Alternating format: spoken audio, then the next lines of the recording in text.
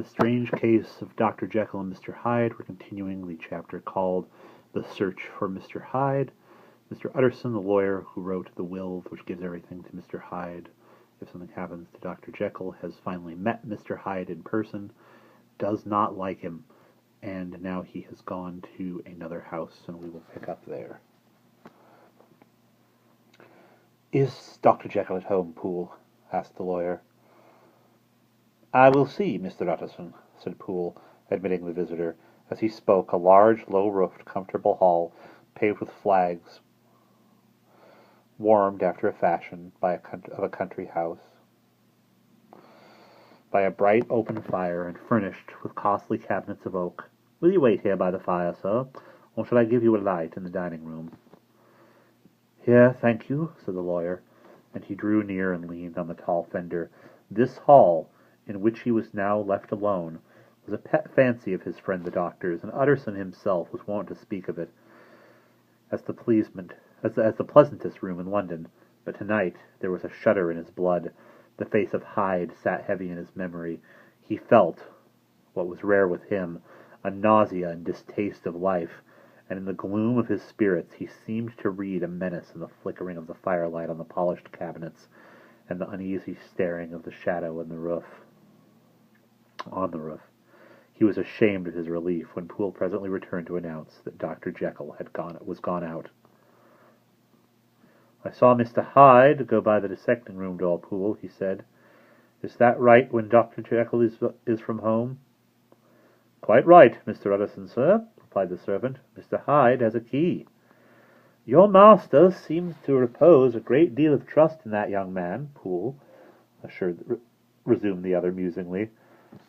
"Yes, sir, he do indeed," said Poole.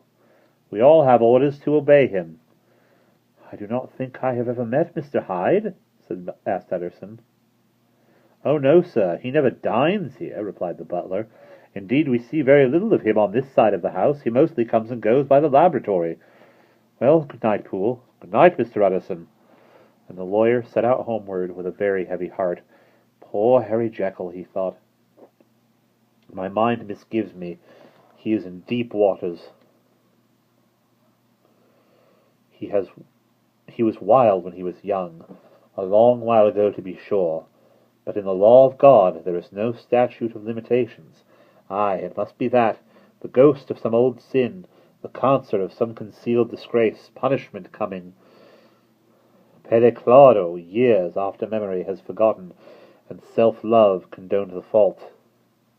And the lawyer, scared by the thought, brooded a while on his own past, groping in all corners of memory, lest by chance some jack-in-the-box of an old iniquity should leap to light there. His past was fairly blameless. Few men could read the rolls of their life with less apprehension, yet he was humbled to the dust by the many ill things he had done, and raised up again into a sober and fearful gratitude by the many he had come so near to doing yet avoided.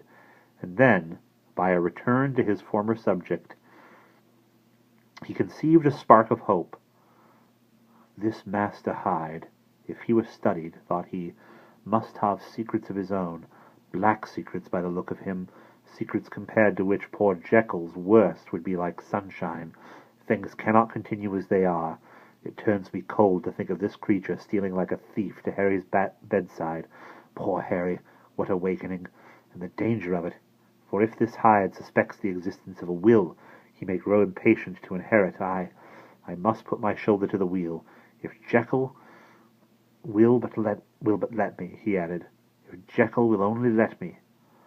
For once more he saw before his mind's eye, as clear as transparency, the strange clauses of the will. And that's the end of that section.